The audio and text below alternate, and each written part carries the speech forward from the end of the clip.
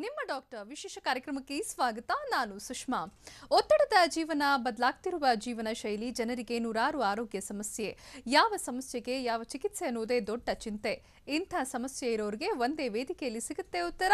ಇದೇ ಟಿವಿ9ನ ವಿಶೇಷ ಕಾರ್ಯಕ್ರಮ ನಿಮ್ಮ ಡಾಕ್ಟರ್. ಮಾನವನ ಶರೀರದಲ್ಲಿ ಬಹು ಮುಖ್ಯವಾದ ಗ್ರಂಥಿ ಅಂದರೆ ಅದು ಥೈರಾಯ್ಡ್. ಕುತ್ತಿಗೆ ಭಾಗದಲ್ಲಿ ಗಂಟಲು ಸಮೀಪ ಇರುವ ಥೈರಾಯ್ಡ್ ಗ್ರಂಥಿ ಉತ್ಪತ್ತಿ ಮಾಡುವ ಹಾರ್ಮೋನ್ಗಳು ಶರೀರದ ಬೆಳವಣಿಗೆ ಹಾಗೂ ವಿವಿಧ ಜೀವಕ್ರಿಯೆಗಳಿಗೆ ಅತಿ ಮುಖ್ಯ. ಆದರೆ ಥೈರಾಯ್ಡ್ ಹಾರ್ಮೋನ್ಗಳ ಅಸಮತೋಲನದಿಂದಾಗಿ ದೀರ್ಘಕಾಲದ ಸಮಸ್ಯೆಗಳು ಕಾಡುತ್ತೆ. ಥೈರಾಯ್ಡ್ನಲ್ಲಿ ಹೈಪೋಥೈರಾಯ್ಡಿಸಂ ಹಾಗೂ ಹೈಪರ್ ಥೈರಾಯ್ಡಿಸಂ ಎಂಬ ಎರಡು ಪ್ರಮುಖ ವಿಧಗಳಿವೆ. ಇತ್ತೀಚಿನ ದಿನಗಳಲ್ಲಿ ಥೈರಾಯ್ಡ್ ಸಮಸ್ಯೆ ಕಾಮನ್ ಆಗಿಬಿಟ್ಟಿದೆ. ಹೀಗಾಗಿ ಥೈರಾಯ್ಡ್ ಇಂದ ಆಗುವ ದೀರ್ಘಕಾಲಿಕ ಸಮಸ್ಯೆಗಳು ಹಾಗೂ ಚಿಕಿತ್ಸೆ ಬಗ್ಗೆ ಪ್ರತಿಯೊಬ್ಬರು ತಿಳ್ಕೊಳ್ಬೇಕು. ಇದೆಲ್ಲದರ ಬಗ್ಗೆ ತಿಳಿಯೋಣ ಇವತ್ತಿನ ನಿಮ್ಮ ಡಾಕ್ಟರ್ ವಿಶೇಷ ಕಾರ್ಯಕ್ರಮದಲ್ಲಿ. ಇದೆಲ್ಲದರ ಬಗ್ಗೆ ಹೆಚ್ಚಿನ ಮಾಹಿತಿ ಕೊಡೋಕೆ ಇವತ್ತು ನಮ್ಮ ಜೊತೆ ಇದ್ದಾರೆ ಹೋಮಿಯೋ ಕೇರ್ ಇಂಟರ್ನ್ಯಾಷನಲ್ನ ವೈದ್ಯರಾದಂತಹ ಡಾಕ್ಟರ್ ಆನಂದ್ ಅವರು. Doctor, welcome to the show. ನಮಸ್ಕಾರ. ಇನ್ನು ವೀಕ್ಷಕರೇ, ನೀವು ಕೂಡ ಕಾರ್ಯಕ್ರಮಕ್ಕೆ ಕರೆ ಮಾಡಬಹುದು. ನಿಮ್ಮ ಸಮಸ್ಯೆ ಬಗ್ಗೆ ಡಾಕ್ಟರ್ ಹತ್ರ ಪರಿಹಾರ ಕೇಳಬಹುದು. ಡಾಕ್ಟರ್, ಮೊದಲಿಗೆ ಥೈರಾಯ್ಡ್ ಅಂದ್ರೆ ಏನು, ಯಾಕಾಗಿ ಬರುತ್ತೆ ಅಂತ? ಥೈರಾಯ್ಡ್ ಅನ್ನೋದೊಂದು ಮೇಜರ್ ಎಂಡೋಕ್ರೈನ್ ಹಾರ್ಮೋನ್ ಅಂತ ಹೇಳ್ತೀವಿ. ಸೊ ಮುಖ್ಯವಾಗಿ ಎರಡು ಥರದ ಒಂದು ಹಾರ್ಮೋನ್ನ ಈ ಥೈರಾಯ್ಡ್ ಗ್ರಂಥಿ ಸೆಕ್ರೇಟ್ ಮಾಡುತ್ತೆ. T3 ಆ್ಯಂಡ್ T4 ಅಂತ ಹೇಳ್ತೀವಿ. ಟ್ರೈ ಐಡೋಥೈರೋನಿನ್, ಟೆಟ್ರಾ ಐಡೋಥೈರೋನಿನ್ ಅಂತ. ಸೊ ಈ ಎರಡು ಹಾರ್ಮೋನನ್ನು ಕಂಟ್ರೋಲ್ ಮಾಡ್ತಕ್ಕಂಥದ್ದು TSH ಅನ್ನೋ ಒಂದು ಹಾರ್ಮೋನ್, ಥೈರಾಯ್ಡ್ ಸ್ಟಿಮ್ಯುಲೇಟಿಂಗ್ ಹಾರ್ಮೋನ್ ಅಂತ ಹೇಳ್ತೀವಿ. ಸೊ ಈ ಥೈರಾಯ್ಡ್ ಹಾರ್ಮೋನಿನ ಮೇಜರ್ ಫಂಕ್ಷನ್ ಏನಂತಂದರೆ ಅದು ಬಾಡಿ ಮೆಟಬಾಲಿಸಮ್ನ ರೆಗ್ಯುಲೇಟ್ ಮಾಡ್ತಕ್ಕಂಥದ್ದು. ಪ್ರಮುಖವಾಗಿ ಪ್ರತಿಯೊಂದು ಸೆಲ್ಲಲ್ಲಿ ನಡೀತಕ್ಕಂಥ ಒಂದು ಮೆಟಬಾಲಿಕ್ ಪ್ರೊಸೆಸ್ನ ಕಂಟ್ರೋಲ್ ಮಾಡ್ತಕ್ಕಂಥದ್ದು ಈ ಥೈರಾಯ್ಡ್ ಹಾರ್ಮೋನ್ ಅಂತ ಹೇಳ್ತೀವಿ. ಇದ್ರ ಜೊತೆಗೆ ಅನದರ್ ಇಂಪಾರ್ಟೆಂಟ್ ಫಂಕ್ಷನ್ ಅಂತ ಅಂದರೆ ಅದು physical and mental growth and development ಅಂತ ಹೇಳ್ತೀವಿ. ಮಾನಸಿಕ ಮತ್ತು ದೈಹಿಕ ಬೆಳವಣಿಗೆಗೆ ಅತ್ಯವಶ್ಯಕವಾದಂಥ ಒಂದು ಹಾರ್ಮೋನ್ ಅಂದರೆ ಅದು ಥೈರಾಯ್ಡ್ ಹಾರ್ಮೋನ್ ಅಂತ ಹೇಳ್ತೀವಿ. ಸೊ ಈ ಥರದ ಒಂದು ಇಂಪಾರ್ಟೆಂಟ್ ಹಾರ್ಮೋನಲ್ಲಿ ಯಾವಾಗ ಇಂಬ್ಯಾಲೆನ್ಸ್ ಆಗ್ತಾ ಬರುತ್ತೆ, ಒಂದು ಹೈಪೋಸೆಕ್ರೀಷನ್ ಅಂದರೆ ಕಡಿಮೆ ಉತ್ಪತ್ತಿ ಆಗ್ತಾ ಹೋದಾಗ ಏನಾಗುತ್ತೆ, ಹೈಪೋಥೈರಾಯ್ಡಿಸಮ್ ಅನ್ನೋ ಒಂದು ಕಂಡೀಷನ್ ಡೆವಲಪ್ ಆಗುತ್ತೆ. ಅಥವಾ ಹೆಚ್ಚು ಉತ್ಪತ್ತಿ ಆಯಿತು ಅಂದರೆ ಹೈಪರ್ ಥೈರಾಯ್ಡಿಸಮ್ ಅನ್ನೋ ಒಂದು ಕಂಡೀಷನ್ ಬರುವಂಥದ್ದು. ಅಥವಾ ನಾನಾ ಥರದ ಸಮಸ್ಯೆ, ಥೈರಾಯ್ಡ್ ರಿಲೇಟೆಡ್ ಸಮಸ್ಯೆಗಳು, ಥೈರಾಯ್ಡ್ ಗ್ರಂಥಿ ಊದ್ಕೊಡುವಂಥದ್ದು ಇರುತ್ತೆ, ಗಾಯ್ಟರ್ ಅಂತ ಕರಿತೀವಿ. ಇನ್ಫೆಕ್ಷನ್ಸ್ ಆಗುವಂಥ ಸಾಧ್ಯತೆ ಇರ್ಬೋದು, ಥೈರಾಯ್ಡೈಟಿಸ್ ಅಂತ ಹೇಳ್ತೀವಿ. ಕೆಲವೊಬ್ಬರಿಗೆ ನಾಡ್ಯೂಲ್ ಫಾರ್ಮ್ ಆಗುವಂಥದ್ದು ಇರ್ಬೋದು, ಥೈರಾಯ್ಡ್ ನಾಡ್ಯೂಲ್ ಅಂತ ಕರಿತೀವಿ. ಕ್ಯಾನ್ಸರ್ ಬರುವಂಥದ್ದು ಇರ್ಬೋದು, ಥೈರಾಯ್ಡ್ ಕ್ಯಾನ್ಸರ್. ಹೀಗೆ ಥೈರಾಯ್ಡ್ ಗ್ರಂಥಿಗೆ ಸಂಬಂಧಪಟ್ಟಾಗೆ ಹಲವಾರು ಕ್ಲಿನಿಕಲ್ ಕಂಡೀಷನ್ಸ್ನ ನೋಡ್ತೇವೆ. ಅತಿ ಹೆಚ್ಚು ಜನರಲ್ಲಿ ಹೈಪೋಥೈರಾಯ್ಡಿಸಮ್, ಹೈಪರ್ ಥೈರಾಯ್ಡಿಸಮ್ ಸಮಸ್ಯೆ ಕಾಣಿಸ್ಕೊಳ್ಳುವಂಥದ್ದು ಇರುತ್ತೆ. ಕೆಲವರಲ್ಲಿ ಈ ಗಾಯ್ಟರ್ ಅನ್ನೋ ಸಮಸ್ಯೆ ಕೂಡ ಕಾಣಿಸ್ಕೊಳುತ್ತೆ. ಮೇಜರಾಗಿ ಕಾಣಿಸ್ಕೊಳ್ಳುವಂಥ ಒಂದು ಸಮಸ್ಯೆ ಅಂತ ಹೇಳ್ಬೋದು. ಓಕೆ. ಇನ್ನು ವೀಕ್ಷಕರೇ, ನೀವು ಕಾರ್ಯಕ್ರಮಕ್ಕೆ ಕರೆ ಮಾಡಬಹುದು. ಥೈರಾಯ್ಡ್ ಬಗ್ಗೆ ನಿಮ್ಗೆ ಏನಾದ್ರು ಪ್ರಶ್ನೆಗಳಿದ್ರೆ ಡಾಕ್ಟರ್ ಹತ್ರ ಕರೆ ಮಾಡಿ ನಿಮಗೆ ಸಮಸ್ಯೆಗೆ ಪರಿಹಾರ ಕೇಳ್ಕೋಬಹುದು. ಡಾಕ್ಟರ್, ಇನ್ನು ನೆಕ್ಸ್ಟ್ ಸಿಂಪ್ಟಮ್ಸ್ ಏನಿರುತ್ತೆ ಥೈರಾಯ್ಡ್ಗೆ ಅಂತ? ಅದೇ ಮುಖ್ಯವಾಗಿ ಈಗ ಯಾವೊಂದು ಟೈಪ್ ಆಫ್ ಥೈರಾಯ್ಡ್ ಸಮಸ್ಯೆ ಆಗಿದೆ, ಎಸ್ಪೆಷಲಿ ಹೈಪೋಥೈರಾಯ್ಡಿಸಮ್ ಅನ್ನೋದು ಇತ್ತೀಚಿನ ದಿನಗಳಲ್ಲಿ ಅತಿ ಹೆಚ್ಚು ಜನರಲ್ಲಿ ಕಾಣಿಸ್ಕೊಳ್ತಾ ಇದೆ. ಒಂದು ಮಿಡ್ಲ್ ಏಜಲ್ಲಿ ಹೆಚ್ಚಾಗಿ ಬರುವಂಥದ್ದು. ಫೀಮೇಲ್ಸಲ್ಲಿ ಒಂದು ಪ್ರಿಡಾಮಿನೆನ್ಸಿ ನಾವು ಹೆಚ್ಚಾಗಿ ನೋಡ್ತಕ್ಕಂಥದ್ದು ಇರುತ್ತೆ. ಒಂದು 20 to 40 ಇಯರ್ಸ್ ಏಜ್ ಗ್ರೂಪಲ್ಲಿ ಈ ಒಂದು ಸಮಸ್ಯೆ ಬರ್ತಾ ಇರುವಂಥದ್ದು ಇರುತ್ತೆ. ಸೊ ಹಾಗಾಗಿ ಕಾಮನ್ ಆಗಿ ಯಾವಾಗ ಒಂದು ಥೈರಾಯ್ಡ್ ಹಾರ್ಮೋನ್ ಸೆಕ್ರೇಷನ್ ಕಡಿಮೆ ಆಗುತ್ತೆ, ಇಂಥ ಪೇಷಂಟ್ಸಲ್ಲಿ TSH ಹಾರ್ಮೋನ್ ಲೆವೆಲ್ಸ್ ಹೆಚ್ಚಾಗಿರುತ್ತೆ. ಸೊ ಅದನ್ನು ನಾವು ಹೈಪೋಥೈರಾಯ್ಡಿಸಮ್ ಅಂತ ಕರಿತೀವಿ. ಸೊ ಯಾವಾಗ ಹಾರ್ಮೋನ್ಸ್ ಕಡಿಮೆ ಸೆಕ್ರೇಟ್ ಆಗುತ್ತೆ, ಮೆಟಬಾಲಿಸಮ್ ಸ್ಲೋ ಡೌನ್ ಆಗುತ್ತೆ. ಸೊ ಅವಾಗ ಫ್ಯಾಟ್ ಅಕಮ್ಯುಲೇಷನ್ ಜಾಸ್ತಿ ಆಗುತ್ತೆ. ಸೊ ತುಂಬ ಜನ ವೆಯ್ಟ್ ಗೇನ್ ಆಗ್ತಕ್ಕಂಥದ್ದು ಇರುತ್ತೆ. ಸಡನ್ನಾಗಿ ವೆಯ್ಟ್ ಗೇನ್ ಆಗುವಂಥದ್ದು, ಒಂದು 5-10 kgs ಅಷ್ಟು ಶಾರ್ಟ್ ಸ್ಪ್ಯಾನಲ್ಲಿ, ಒಂದು 3 months 6 monthsಲ್ಲೇ ಹೆಚ್ಚಾಗುವಂಥದ್ದು. ಸೊ ಅದು ಒಂದು ಕಾಮನ್ ಸಿಂಪ್ಟಮ್ ಅಂತ ಹೇಳ್ತೀವಿ. ಅದಲ್ಲದೆ ಬೇರೆ ಬೇರೆ ಥರ ಸಿಂಪ್ಟಮ್ಸ್ಗಳಿರುತ್ತೆ. ಟಯರ್ಡ್ನೆಸ್ ಇರ್ಬೋದು, ಡಲ್ನೆಸ್, ಡ್ರೌಸಿನೆಸ್, ಅಂದರೆ ಯಾವುದೇ ಒಂದು ಆ್ಯಕ್ಟಿವಿಟಿ ಮಾಡೋದಕ್ಕೆ ಅವ್ರಿಗೆ ಇಂಟ್ರೆಸ್ಟ್ ಇಲ್ಲದೆ ಇರುವಂಥದ್ದು, ಲ್ಯಾಕ್ ಆಫ್ ಇಂಟ್ರೆಸ್ಟ್ ಅಥವಾ ಲ್ಯಾಕ್ ಆಫ್ ಎಂಥೂಸಿಯಾಸಮ್ ಅಂತ ಹೇಳ್ತೀವಿ. ಆ ಥರದ ಒಂದು ಫ್ಯಾಕ್ಟರ್ಸ್ ಇರ್ಬೋದು. ಮೂಡ್ ಸ್ವಿಂಗ್ಸ್ ಆಗ್ತಕ್ಕಂಥದ್ದು ಇರ್ಬೋದು, ಏರ್ ಫಾಲ್ ಆಗ್ತಕ್ಕಂಥದ್ದು ಇರ್ಬೋದು, ಅಥವಾ ಸ್ಕಿನ್ನಲ್ಲಿ ಡ್ರೈನೆಸ್ ಡೆವಲಪ್ ಆಗುವಂಥದ್ದು, ಬಬಲ್ ಮೂಮೆಂಟ್ಸ್ ಇರೆಗ್ಯುಲರ್ ಆಗಿ ಕಾನ್ಸ್ಟಿಪೇಷನ್ ಡೆವಲಪ್ ಆಗ್ತಕ್ಕಂಥದ್ದು ಇರ್ಬೋದು, ಜಾಯಿಂಟ್ಸ್ ಪೇನ್ ಬರುವಂಥದ್ದು ಫ್ಯಾಕ್ಟರ್ಸ್ ಇರ್ಬೋದು, ಮುಖದಲ್ಲಿ ಊತ ಕಾಣಿಸ್ಕೊಳ್ಳುವಂಥದ್ದು, ಸ್ವೆಲ್ಲಿಂಗ್ ಇನ್ ಫೇಸ್ ಅಂತ ಹೇಳ್ತೀವಿ, ಎಸ್ಪೆಷಲಿ ಅರ್ಲಿ ಮಾರ್ನಿಂಗ್ ಟೈಮಲ್ಲಿ ಕಾಣಿಸ್ಕೊಳ್ಳುವಂಥದ್ದು ಇರ್ಬೋದು, ಗಂಟ್ಲಲ್ಲಿ ಕೆರೆತ ಉಂಟಾಗೋದು, ಥ್ರೋಟ್ ಇರಿಟೇಷನ್ ಅಂತ ಹೇಳ್ತೀವಿ. ಅಥವಾ ತುಂಬ ಜನಕ್ಕೆ ವಾಯ್ಸ್ ಹಾರ್ಸ್ ಆಗುವಂಥದ್ದು, ಹಾರ್ಸ್ನೆಸ್ ಆಫ್ ವಾಯ್ಸ್ ಅಂತ ಹೇಳ್ತೀವಿ. ಸೊ ಆ ಥರದೊಂದು ಫ್ಯಾಕ್ಟರ್ಸ್. ಅಥವಾ ಗ್ಲ್ಯಾಂಡ್ ಲೈಟಾಗಿ ಎನ್ಲಾರ್ಜ್ ಆಗಿರುವಂಥದ್ದು, ನುಂಗೋದಕ್ಕೆ ಕಷ್ಟ ಆಗ್ತಕ್ಕಂಥದ್ದು, ಡಿಫಿಕಲ್ಟಿ ಇನ್ ಸ್ವ್ಯಾಲೋಯಿಂಗ್ ಅಂತ ಹೇಳ್ತೀವಿ. ಸೊ ಹೀಗೆ ನಾನಾ ಥರದ ಲಕ್ಷಣಗಳು ತುಂಬ ಜನರಲ್ಲಿ ಕಾಣಿಸ್ಕೊಳ್ತಾ ಹೋಗುತ್ತೆ. ಇವೆಲ್ಲ ಅದು ಕೂಡ ಕಾಮನ್ ಕಂಪ್ಲೇಂಟ್ಸ್ ಅಂತ ಹೇಳ್ತೀವಿ. ಕೆಲವೊಬ್ಬರಿಗೆ ಸ್ಲೀಪ್ ಡಿಸ್ಟರ್ಬೆನ್ಸ್ ಆಗುವಂಥದ್ದು, ಅಥವಾ ಮೆಂಟಲ್ ಇರಿಟೇಷನ್ ಅಂತ ಹೇಳ್ತೀವಿ.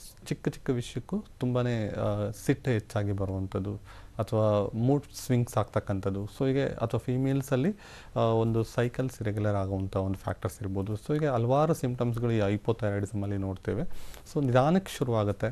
ಸೊ ತುಂಬ ಜನರಲ್ಲಿ ಲೇಟ್ ಸ್ಟೇಜಸಲ್ಲಿ ಕಾಂಪ್ಲಿಕೇಶನ್ಸ್ ಕೂಡ ಬರುತ್ತೆ. ಕೆಲವೊಬ್ಬರಲ್ಲಿ ಅದು ಪ್ರೋಗ್ರೆಸ್ ಆಗ್ತಾ ಹೋದಾಗ ಇದೆ ಒಂದು ಬಾಡಿ ಫಂಕ್ಷನ್ಸ್ ಆಲ್ಟರ್ ಆಗಿ ಮುಖ್ಯವಾಗಿ ಯಾವುದೇ ಒಂದು ಕೆಲಸ ಮಾಡೋದಕ್ಕೂ ಇಂಟ್ರೆಸ್ಟ್ ಇಲ್ಲದೆ ಇರೋ ಥರ ಒಂದು ರೀತಿಯಲ್ಲಿ ಆಗ್ತಕ್ಕಂಥದ್ದು ಇರುತ್ತೆ. ಈಗ ನೀವೇನು ಹೇಳಿದ್ರಿ ಸಿಂಪ್ಟಮ್ಸ್, ಇದು ಹೈಪೋಥೈರಾಯ್ಡಿಸಮ್ಗೆ ಹಾಗೆ ಹೈಪರ್ ಥೈರಾಯ್ಡಿಸಮ್ ಎರಡಿರೋರ್ಗೂ ಇದೇ ಸಿಂಪ್ಟಮ್ಸ್ ಬರುತ್ತಾ ಅಥವಾ ಬೇರೆ ಬೇರೆ ಇರುತ್ತಾ? ಅದೇ ಎಕ್ಸಾಕ್ಟ್ಲಿ ಹೈಪರ್ ಥೈರಾಯ್ಡಿಸಮ್ ಅನ್ನೋದು ಎಕ್ಸೆಸಿವ್ ಥೈರಾಯ್ಡ್ ಹಾರ್ಮೋನ್ ಸೆಕ್ರೇಷನ್ ಅಂತ ಹೇಳ್ತೀವಿ. ಸೊ ಎಕ್ಸಾಕ್ಟ್ ಆಪೋಸಿಟ್ ಸಿಂಪ್ಟಮ್ಸ್ ಅಂತ ಹೇಳ್ತೀವಿ ಯೂಶಲಾಗಿ. ಅಂದರೆ ಇಲ್ಲಿ ಹೈಪರ್ ಥೈರಾಯ್ಡಿಸಮಲ್ಲಿ ಮೆಟಬಾಲಿಕ್ ಪ್ರೊಸೆಸ್ ಫಾಸ್ಟ್ ಆಗೋದ್ರಿಂದ ವೆಯ್ಟ್ ಲಾಸ್ ಆಗ್ತಕ್ಕಂಥದ್ದು ಇರುತ್ತೆ. ಫ್ಯಾಟ್ ಬೇಗನೆ ಅದು ಡಿಸಾಲ್ವ್ ಆಗೋದ್ರಿಂದ ವೆಯ್ಟ್ ಲಾಸ್ ಆಗುವಂಥದ್ದು, ಟ್ರೆಮರ್ಸ್ ಅಂತ ಹೇಳ್ತೀವಿ, ಕೈಕಾಲಲ್ಲಿ ನಡ್ಕ ಬರುವಂಥದ್ದು, ಪ್ರೊಫ್ಯೂಸ್ ಸ್ವೆಟ್ಟಿಂಗ್, ತುಂಬಾ ಸ್ವೆಟ್ ಆಗ್ತಕ್ಕಂಥದ್ದು, ಭಯ ಗಾಬರಿ ಹೆಚ್ಚಾಗುವಂಥದ್ದು, ಆಂಗ್ಸೈಟಿ ಅಂತ ಹೇಳ್ತೀವಿ, ಪ್ಯಾಲ್ಪಿಟೇಷನ್ ಅಂತ ಹೇಳ್ತೀವಿ, ಹಾರ್ಟ್ ಬೀಟ್ ಜಾಸ್ತಿ ಆಗುವಂಥದ್ದು. ಆಮೇಲೆ ಕೆಲವೊಬ್ಬರಿಗೆ ಐಬಾಲ್ಸ್ ಪ್ರೊಟ್ರೂಡ್ ಆಗುತ್ತೆ, ಅದನ್ನ ನಾವು ಗ್ರೇವ್ಸ್ ಆಪ್ಥಾಲ್ಮೋಪತಿ ಅಂತ ಹೇಳ್ತೀವಿ, ಅದು ಒಂದು ಕಾಂಪ್ಲಿಕೇಶನ್ ಅಂತ ಹೇಳ್ತಕ್ಕಂಥದ್ದು ಇರುತ್ತೆ. ಹೇರ್ ಫಾಲ್ ಇರ್ಬೋದು. ಸೊ ಹೀಗೆ ಅಥವಾ ಲೂಸ್ ಮೋಷನ್ಸ್ ಹೆಚ್ಚಾಗುವಂಥದ್ದು, ಡಯೇರಿಯಾ ಅಂತ ಹೇಳ್ತೀವಿ. ಸೊ ಆ ಥರ ಲಕ್ಷಣಗಳು. ಸೊ ಇದು ಎಕ್ಸಾಕ್ಟಾಗಿ ಏನು ಹೈಪೋಥೈರಾಯ್ಡಿಸಮಲ್ಲಿ ಕಾಣಿಸುತ್ತೆ ಆಪೋಸಿಟ್ ಸಿಂಪ್ಟಮ್ಸ್ ಈ ಹೈಪರ್ ಥೈರಾಯ್ಡಿಸಮಲ್ಲಿ ನೋಡ್ತಕ್ಕಂಥದ್ದು. ಓಕೆ, ಒಬ್ರು ಕಾಲರ್ ರೆಡಿ ಇದ್ದಾರೆ, ದಿವ್ಯಾ ಅಂತ ಬೆಂಗಳೂರಿಂದ ಕರೆ ಮಾಡಿದ್ದಾರೆ. ನಮಸ್ತೆ ದಿವ್ಯಾ ಅವರೇ.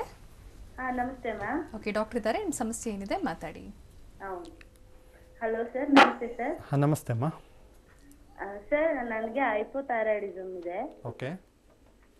ನಾನು ಇನ್ನ ಮದುವೆ ಆಗಿ 5 years ಆಗಿದೆ. ಸರಿ. ಇನ್ನ ಕನ್ಸೀವ್ ಆಗಿಲ್ಲ. ಅದಕ್ಕೆ ಹೈಪೋಥೈರಾಯ್ಡಿಸಮ್ ಏನಾದ್ರು ಪ್ರಾಬ್ಲಮ್ ಇದೆಯಾ? ಸಮಸ್ಯೆ ಯಾವಾಗಿಂದ ಇದೆ ತಮಗೆ? ನನಗೆ 2 years ಇಂದ ಇದೆ ಸರ್. ಮೆಡಿಕೇಶನ್ಸ್ ತಗೋತಾ ಇದ್ದೀರಾ? ಸರ್, ಮೆಡಿಸಿನ್ ತಗೋತೀವಿ. ಓಕೆ. ರೀಸೆಂಟಾಗಿ ಥೈರಾಯ್ಡ್ ಟೆಸ್ಟ್ ಮಾಡಿಸಿದ್ದೀರಾ? ಸರ್, ಮಾಡಿಸಿದ್ದೀನಿ. ನಂದು ಅದೇ ಮಾಮೂಲಿ ಹೈಪೋಥೈರಾಯ್ಡಿಸಮ್ ಇಷ್ಟಿಂದ ಇಷ್ಟು ಲಿಮಿಟ್ ಅಂತ ಇರುತ್ತಲ್ವಾ, ಅದರಲ್ಲಿ ನಂದು 2.5 ಇದೆ ಸರ್. ಓಕೆ. ಇನ್ನು ಒಳಗಡೆನೆ ಇದೆ. ಬಟ್ ಪ್ರೆಗ್ನೆನ್ಸಿ ಟ್ರೀಟ್ಮೆಂಟ್ಗೆ ಅದು ಸರಿಯಲ್ಲ ಅಂತ ಇವಾಗ 32.5 mg ಮೆಡಿಸಿನ್ ತಗೋತಿದ್ದೀನಿ ಸರ್. Okay, fine. ಬೇರೆ ಹೆಲ್ತ್ ಇಶ್ಯೂ ಏನಾದ್ರು ಇದೆಯಮ್ಮ, ಆರೋಗ್ಯದ ಸಮಸ್ಯೆ? ಬೇರೆ ಏನಿಲ್ಲ ಸರ್, ಬರೀ ಅದೇ ಥೈರಾಯ್ಡ್ ಒಂದೇ ಸರ್. Okay, fine. ನೋಡಿ, ಅದೇ ಈಗ ನೀವೇನು ಹಾರ್ಮೋನಲ್ ಟ್ಯಾಬ್ಲೆಟ್ ತಗೋತಾ ಇದ್ದೀರಾ, ಅದು ಕಂಟ್ರೋಲ್ ಇಡೋದಕ್ಕೆ ಅಷ್ಟೇ ಸಹಾಯ ಮಾಡ್ತಾ ಇದೆ. ಬಟ್ ಈಗ ನೀವು ಕನ್ಸೀವ್ ಆಗ್ತಿಲ್ಲ ಅಂತ ಹೇಳ್ತಾ ಇದ್ದೀರಾ. ಈ ಕನ್ಸೀವ್ ಆಗದೇ ಇರೋದಕ್ಕೆ ಹಲವಾರು ಕಾರಣಗಳಿರುತ್ತೆ. ಅದರಲ್ಲಿ ಥೈರಾಯ್ಡ್ ಸಮಸ್ಯೆ ಕೂಡ ಒಂದು.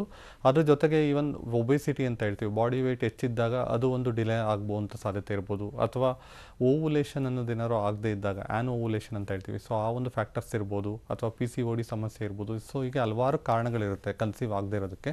ಸೊ ನಿಮ್ಮಲ್ಲಿ ಯಾವ ಫ್ಯಾಕ್ಟರ್ಸಿಂದ ಕನ್ಸೀವ್ ಆಗ್ತಾ ಇಲ್ಲ ಅದಕ್ಕೆ ಒಂದು ಪ್ರಾಪರ್ ಟ್ರೀಟ್ಮೆಂಟ್ ಬೇಕಾಗುತ್ತೆ. ಸೊ ಈಗ ಹಾರ್ಮೋನಲ್ ಸಪ್ಲಿಮೆಂಟ್ಸ್ ತಗೊಳ್ಳೋದ್ರಿಂದ ಒಂದು ಟೆಂಪರರಿ ಟೈಮಲ್ಲಿ ನಿಮಗೆ ನಾರ್ಮಲ್ ಅನ್ನಿಸ್ಬೋದು. ಬಟ್ ಮತ್ತೆ ಅದು ಕಂಡೀಷನ್ ಪ್ರೋಗ್ರೆಸ್ ಆಗಿ ಮುಂದಕ್ಕೆ ಇನ್ನೂ ಬೇರೆ ಥರದ ಲಕ್ಷಣಗಳೆಲ್ಲ ಕಾಣಿಸ್ಕೊಳ್ತಕ್ಕಂಥ ಸಾಧ್ಯತೆ ಇರುತ್ತೆ. ಸೊ ಹಾಗಾಗಿ ಆ ಒಂದು ಇಂಟರ್ನಲ್ ಹಾರ್ಮೋನಲ್ ಇಂಬ್ಯಾಲೆನ್ಸ್ ಏನಾಗ್ತಾಯಿದೆ, ಒಂದು ಥೈರಾಯ್ಡ್ ಹಾರ್ಮೋನ್ ಇರ್ಬೋದು ಅಥವಾ ಬೇರೆ ಫೀಮೇಲ್ಸ್ ಹಾರ್ಮೋನ್ಸಲ್ಲೂ ಕೂಡ ಕೆಲವೊಂದು ಇಂಬ್ಯಾಲೆನ್ಸಿಂದ ನಿಮಗೆ ಈ ಥರ ಕನ್ಸೆಪ್ಷನ್ಗೆ ಡಿಲೇ ಆಗ್ತಕ್ಕಂಥದ್ದು ಸಾಧ್ಯತೆ ಇರ್ಬೋದು. ಸೊ ಅದು ಸರಿಪಡಿಸೋ ಥರ ಒಂದು ಪ್ರಾಪರ್ ಮೆಡಿಕೇಷನ್ಸ್ ತೊಗೊಂಡ್ರೆ ಸಮಸ್ಯೆ ನಿಧಾನಕ್ಕೆ ನಿಮಗೆ ಕಂಟ್ರೋಲ್ಗೆ ಬರ್ತಕ್ಕಂಥದ್ದು ಇರುತ್ತೆ. ಥ್ಯಾಂಕ್ ಯು ದಿವ್ಯಾ ಅವರೇ ಕರೆ ಮಾಡಿದ್ಕೆ. ಇನ್ನು ಡಾಕ್ಟರ್, ಯಾವೆಲ್ಲ ಕಾರಣ, ಕಾಸಸ್ ಏನಿರುತ್ತೆ ಥೈರಾಯ್ಡ್ಗೆ ಅಂತ ಒಬ್ಬ ಮನುಷ್ಯನಿಗೆ ಬರಬೇಕಾದ್ರೆ? ಅದೇ ಮುಂಚಿನ ದಿನಗಳಲ್ಲಿ ಅಯೋಡಿನ್ ಅನ್ನೋದು ತುಂಬ ಇಂಪಾರ್ಟೆಂಟ್ ಆಗುತ್ತೆ. ಈ ಅಯೋಡಿನ್ ಯುಟಿಲೈಸ್ ಮಾಡಿ ಬಾಡಿಯಲ್ಲಿ ಥೈರಾಯ್ಡ್ ಹಾರ್ಮೋನ್ ಉತ್ಪತ್ತಿ ಆಗ್ತಕ್ಕಂಥದ್ದು ಇರುತ್ತೆ. ಸೊ ಅಯೋಡಿನ್ ಡೆಫಿಷಿಯನ್ಸಿ ಅನ್ನೋದು ಕಾಮನ್ ಕಾಸ್ ಅಂತ ಹೇಳ್ತೀವಿ ಮುಂಚಿನ ದಿನಗಳಲ್ಲಿ. ಬಟ್ ಇತ್ತೀಚಿನ ದಿನಗಳಲ್ಲಿ ಮೋಸ್ಟ್ ಕಾಮನ್ ಕಾಸ್ ಅಂದರೆ ಅದು ಆಟೋ ಇಮ್ಯೂನ್ ಅಂತ ಹೇಳ್ತೀವಿ. ಅಂದರೆ ಒಂದು ಸ್ಟ್ರಾಂಗ್ ಆಟೋ ಇಮ್ಯೂನ್ ಫ್ಯಾಕ್ಟರ್ಸಿಂದ ಬರುವಂಥದ್ದು, ಆಟೋ ಇಮ್ಯೂನ್ ಡಿಸ್ಟ್ರಿಕ್ಷನ್ ಅಂತ ಹೇಳ್ತೀವಿ. ಸೊ ಎಸ್ಪೆಷಲಿ ಯಾರಲ್ಲಿ ಇಮ್ಯೂನ್ ಸಿಸ್ಟಮ್ ಫಂಕ್ಷನಿಂಗಲ್ಲಿ ವ್ಯತ್ಯಾಸ ಆಗುತ್ತೆ ಅಥವಾ ಅದು ವೀಕ್ ಆಗಿರುತ್ತೆ, ಸೊ ಅದು ಆಪ್ಟಿಮಮ್ ರೇಂಜಲ್ಲಿ ಕೆಲಸ ಮಾಡೋದಿಲ್ಲ, ಅಂಥವರಲ್ಲಿ ಬರುವಂಥ ಒಂದು ಸಾಧ್ಯತೆ ಇರುತ್ತೆ. ಸೊ ಅಂಥ ಒಂದು ಕಂಡೀಷನ್ನೇ ನಾವು ಪ್ರೈಮರಿ ಹೈಪೋಥೈರಾಯ್ಡಿಸಮ್ ಅಂತ ಹೇಳ್ತೀವಿ. ಅಂದರೆ ಆಟೋ ಇಮ್ಯೂನ್ ಫ್ಯಾಕ್ಟರ್ಸಿಂದ ಬರುವಂಥ ಒಂದು ಫ್ಯಾಕ್ಟರ್ಸು. ಇಂಥ ಪೇಷಂಟ್ಸಲ್ಲಿ ಎನ್ಸೈಮ್ ಲೆವೆಲ್ಸ್ ಹೆಚ್ಚಾಗಿರುತ್ತೆ. ಥೈರೋಪೆರಾಕ್ಸಿಡೇಸ್ ಅನ್ನೋ ಒಂದು ಎನ್ಸೈಮ್ ಇರುತ್ತೆ, ಅದು ಜಾಸ್ತಿ ಇರುತ್ತೆ. TPO ಅಂತ ಹೇಳ್ತೀವಿ. ಸೊ ಅದು ಹೆಚ್ಚಿದ್ದಾಗ ಈ ಒಂದು ಸಮಸ್ಯೆ ಬರುವಂಥದ್ದು ಇರುತ್ತೆ. ಅದನ್ನ ನಾವು ಹಶಿಮೋಟೋಸ್ ಥೈರಾಯ್ಡೈಟಿಸ್ ಅಂತ ಕೂಡ ಡಯಾಗ್ನೋಸಿಸ್ ಮಾಡ್ತೀವಿ. ಇದಲ್ಲೇ ಸೆಕೆಂಡ್ರಿ ಕಾಸಸ್ ಅಂತ ಬಂದಾಗ ಪಿಟ್ಯೂಟರಿ ಗ್ಲ್ಯಾಂಡಲ್ಲಿ ಏನಾದ್ರು ಟ್ಯೂಮರ್ ಇತ್ತು ಅಂತಂದಾಗ ಅಥವಾ ಲಿಥಿಯಂ ಬೇಸ್ಡ್ ಡ್ರಗ್ಸ್ನ ಏನಾದ್ರು ಅಬ್ಯೂಸ್ ಆಗಿತ್ತು ಅಂತಂದಾಗ, ಸೊ ಸರ್ಟನ್ ಫ್ಯಾಕ್ಟರ್ಸಿಂದ ಬರುವಂಥದ್ದು ಇರುತ್ತೆ. ಡ್ರಗ್ ಇಂಡ್ಯೂಸ್ಡ್ ಅಂತ ಹೇಳ್ತೀವಿ. ಸೊ ಆ ಥರದೊಂದು ಫ್ಯಾಕ್ಟರ್ಸ್ ಕೆಲವರಲ್ಲಿ ಬರುವಂಥದ್ದು ಇರುತ್ತೆ. ಇದ್ರ ಜೊತೆಗೆ ಒಂದು ಪ್ರಾಬಬಲ್ ಫ್ಯಾಕ್ಟರ್ಸ್ ಅಂತ ಅಂದರೆ ಒಂದು ಸ್ಟ್ರಾಂಗ್ ಫ್ಯಾಮಿಲಿ ಹಿಸ್ಟ್ರಿ, ಅಂದರೆ ಸ್ಟ್ರಾಂಗ್ ಹೆರಿಡಿಟರಿ ಫ್ಯಾಕ್ಟರ್ಸ್ ಅಥವಾ ಜೆನೆಟಿಕ್ ಇನ್ಫ್ಲುಯೆನ್ಸ್ ಅಂತ ಹೇಳ್ತೀವಿ. ಫ್ಯಾಮಿಲಿಯಲ್ಲಿ ಕ್ಲೋಸ್ ರಿಲೇಟಿವ್ಸಲ್ಲಿ ಇತ್ತು ಅಂತಂದಾಗ ಒಂದು ರಿಸ್ಕ್ ಜಾಸ್ತಿ ಆಗುವಂಥದ್ದು. ಇದೆಲ್ಲರ ಜೊತೆಗೆ ನಾನು ಹೇಳಿದಾಗೆ ಫೀಮೇಲ್ಸಲ್ಲಿ ಒಂದು ರಿಸ್ಕ್ ಜಾಸ್ತಿ ಇರುತ್ತೆ. ಹಾರ್ಮೋನಲ್ ಇಂಬ್ಯಾಲೆನ್ಸ್ ಫ್ರೀಕ್ವೆಂಟಾಗಿ ಆಗೋದ್ರಿಂದ ಅಡೋಲೆಸೆನ್ಸ್ ಇರ್ಬೋದು, ಪ್ರೆಗ್ನೆನ್ಸಿ ಟೈಮ್ ಇರ್ಬೋದು, ಅಥವಾ ಮೆನೋಪಾಸ್ ಏಜ್ ಇರ್ಬೋದು. ಸೊ ಇಂಥ ಟೈಮಲ್ಲಿ ಒಂದು ಹಾರ್ಮೋನಲ್ ಡಿಸ್ಟರ್ಬೆನ್ಸ್ ಆಗೋದ್ರಿಂದ ಒಂದು ರಿಸ್ಕ್ ಜಾಸ್ತಿ ಆಗ್ತಕ್ಕಂಥದ್ದು ಇರುತ್ತೆ. ಓಕೆ ಡಾಕ್ಟರ್, ಈ ಬಗ್ಗೆ ನಮ್ಮ ಜೊತೆ ಇನ್ನಷ್ಟು ಮಾತಾಡ್ತೀನಿ. ಡಾಕ್ಟರ್ ಆಗಲೇ ಈಗ ಥೈರಾಯ್ಡ್ ಬಗ್ಗೆ ಮಾತಾಡ್ತಿದ್ವಿ. ಇನ್ನು ಟೆಸ್ಟ್ ಯಾವ ರೀತಿ ಮಾಡ್ತೀರಾ ಥೈರಾಯ್ಡ್ ಪಾಸಿಟಿವ್ ಅಂತ ಗೊತ್ತಾಗೋದಕ್ಕೆ ಅಂತ? ಅದೇ ಮುಖ್ಯವಾಗಿ ಬ್ಲಡ್ ಟೆಸ್ಟಲ್ಲೇ ತುಂಬ ಜನಕ್ಕೆ ಐಡೆಂಟಿಫೈ ಮಾಡ್ಬೋದು. ಥೈರಾಯ್ಡ್ ಫಂಕ್ಷನ್ ಟೆಸ್ಟ್ ಅಂತ ಹೇಳ್ತೀವಿ. ಸೊ ಇದರಲ್ಲಿ ಮುಖ್ಯವಾಗಿ T3, T4 ಆ್ಯಂಡ್ TSH ಲೆವೆಲ್ಸ್ನ ನೋಡಬೇಕಾಗತ್ತೆ. ಅದರಲ್ಲೂ ಪ್ರಮುಖವಾಗಿ TSH ಲೆವೆಲ್ ಅದು 0.5 to 5.5 ಒಳಗೆ ಇರಬೇಕಾಗತ್ತೆ. ಅದಕ್ಕಿಂತ ಹೆಚ್ಚಿದ್ದಲ್ಲಿ ಅದನ್ನು ಹೈಪೋಥೈರಾಯ್ಡಿಸಮ್ ಅಂತ ಕರಿತೀವಿ. ಒಂದು ವೇಳೆ ಲೋವರ್ ಲಿಮಿಟಲ್ಲಿ ಅಂದರೆ 0.5ಗಿಂತ ತುಂಬಾ ಕಡಿಮೆ ಇತ್ತು ಅಂದರೆ ಅಂಥ ಒಂದು ಕಂಡೀಷನ್ನ ಹೈಪರ್ ಥೈರಾಯ್ಡಿಸಮ್ ಅಂತ ಹೇಳ್ತೀವಿ. ಅದ್ರ ಜೊತೆಗೆ ಅದರ್ ಟೆಸ್ಟ್ ಇರುತ್ತೆ, FT3 ಅಂತ ಹೇಳ್ತೀವಿ, ಫ್ರೀ T3 ಅಥವಾ FT4 ಅಂತ ಇರುತ್ತೆ.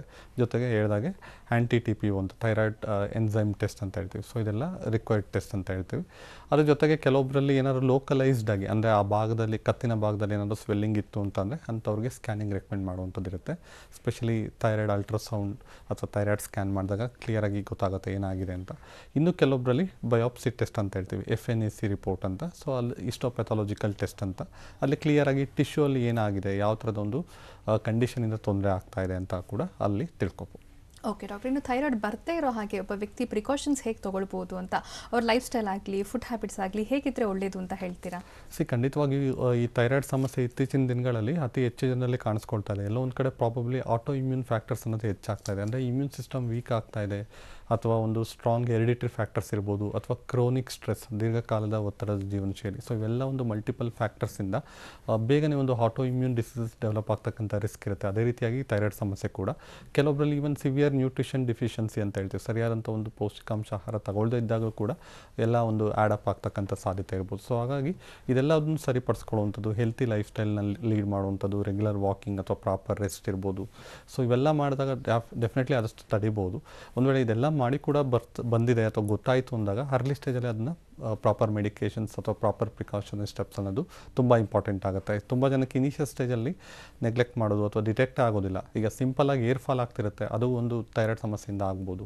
ಅಥವಾ ವೆಯ್ಟ್ ಗೇನ್ ಆಯಿತು, ಅಥವಾ ಡಲ್ನೆಸ್, ಟಯರ್ಡ್ನೆಸ್, ಡ್ರೌಸಿನೆಸ್ ಇತ್ತು.